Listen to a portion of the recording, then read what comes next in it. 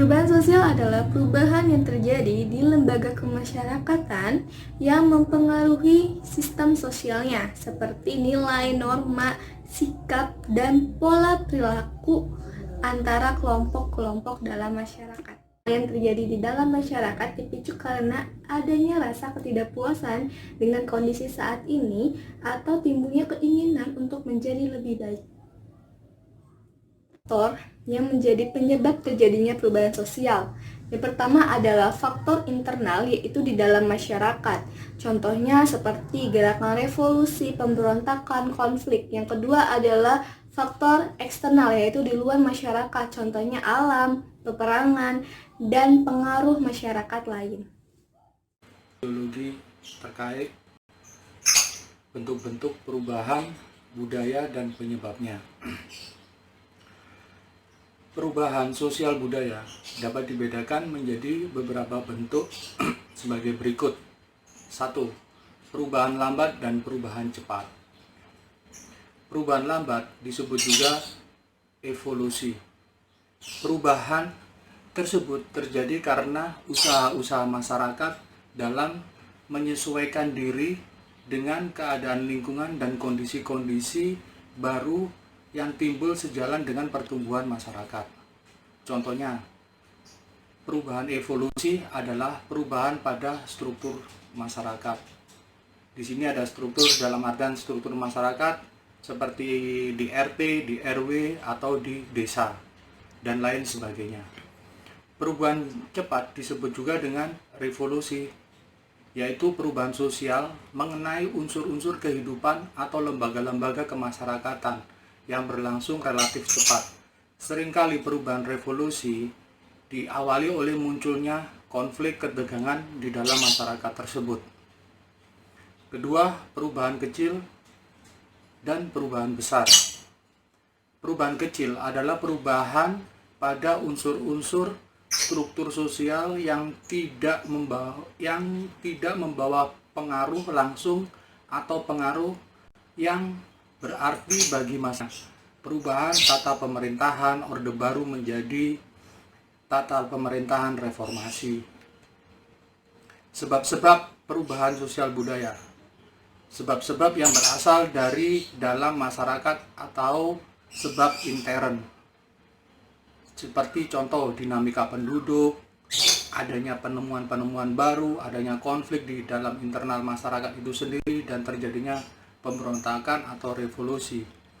Sebab-sebab yang berasal dari luar masyarakat atau sebab eksternal atau ekstern. Contohnya adanya bencana alam ataupun adanya peperangan. Inilah yang menjadi bentuk-bentuk perubahan sosial budaya dan penyebabnya yang ada sekarang ini. Demikian video ini saya buat. Mohon maaf sebelumnya karena mungkin kurang dari kesempurnaan. Terima kasih. Assalamualaikum warahmatullahi wabarakatuh. Assalamualaikum warahmatullahi wabarakatuh. Selamat siang, salam sejahtera. Perkenalkan, nama saya Samin Subandi dari HK19C. Di sini saya akan mempresentasikan perubahan sosial dan budaya. Perubahan sosial, masyarakat zaman dulu beranggapan banyak anak itu banyak rezeki. Beda dengan zaman sekarang, 2 anak sudah cukup. Lalu perubahan budaya, di zaman dulu membajak sawah itu memakai hewan ternak. Biasanya yang dipakai hewan ternak itu kerbau. Tapi di zaman sekarang membajak sawah itu pakai traktor. Sekian video dari saya. Assalamualaikum warahmatullahi wabarakatuh. Bismillahirrahmanirrahim. Assalamualaikum warahmatullahi wabarakatuh. Salam sejahtera bagi kita semua. Semoga kita selalu dalam lindungan Allah Subhanahu wa Ta'ala. Saya akan melanjutkan pembahasan tentang perubahan sosial dan budaya dalam sikap kritis ya terhadap pengaruh perubahan sosial dan budaya. Seperti yang sudah dijelaskan oleh kawan-kawan saya sebelumnya, bahwa ketika berbicara perubahan sosial dan budaya, maka tentu banyak hal yang berubah ya, mengenai bahasa, kemudian tata cara berpakaian mungkin ya, kemudian tingkah laku masyarakat dan banyak hal lainnya. Nah, tentu perubahan ini memiliki konsekuensi, entah itu konsekuensi yang mengarah kepada hal positif ataupun konsekuensi yang mengarah kepada negatif.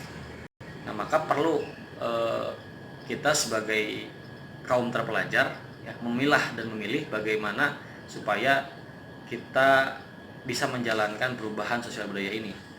Ya, tentu tadi sudah dijelaskan mengenai hal positif dan negatifnya sebelumnya. Dari poin-poin yang dijelaskan tadi oleh kawan saya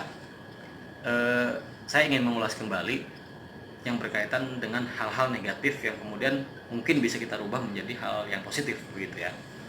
Nah, yang pertama, ada tergesernya bentuk-bentuk budaya nasional oleh budaya asing yang terkadang tidak sesuai dengan kaidah budaya-budaya nasional. Jadi gini, di dalam kultur masyarakat Indonesia itu kan kita sangat menjunjung tinggi nilai-nilai moralitas ya, kemudian etika. Jadi attitude-nya kita nih sopan-sopan gitu ya. Nah, tidak jarang kita temukan setelah perubahan-perubahan budaya ini muncul, apalagi dikontaminasi dengan budaya-budaya asing yang negatif ya, ini hilang ya, etikanya, moralnya hilang.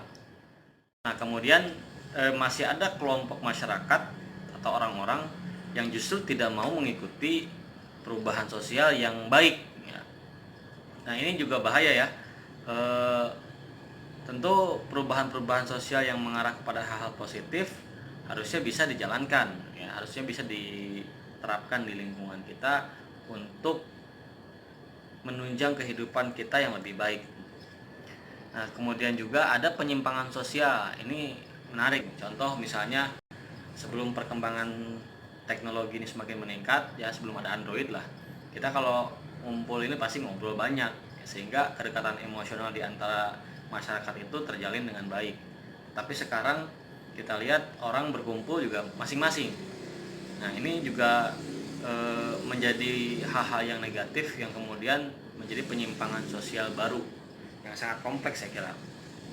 Nah, ada lagi lunturnya kaidah-kaidah norma budaya lama, misalnya asas gotong royong. Nah, ini juga banyak terjadi di kita, apalagi di perumahan ya.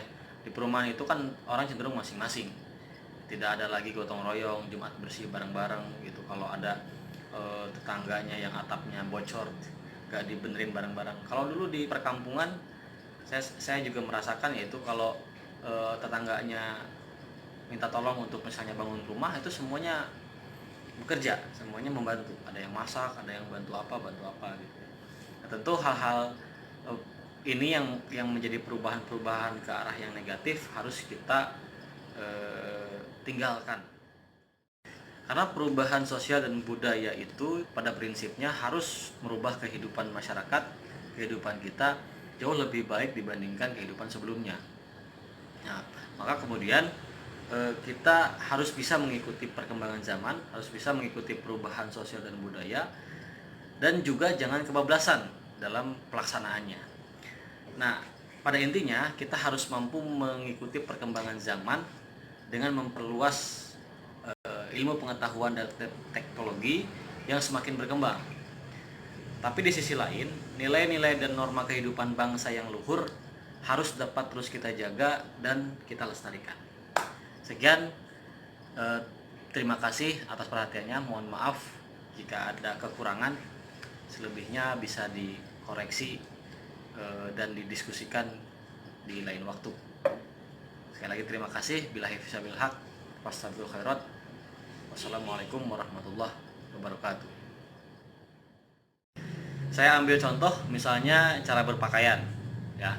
Kita lihat di sekitar kita banyak orang-orang yang terlalu mengikuti perubahan-perubahan sosial yang dibawa oleh budaya asing, yang memang cenderung bebas, cenderung bernuansa liberal begitu ya, sehingga ini jauh daripada kaidah-kaidah budaya nasional. Kalau kita lihat dari pakaian adat di negara-negara kita kan sangat menjunjung tinggi selain estetikanya, tapi juga mementingkan nilai-nilai kesopanan itu sendiri. Nah,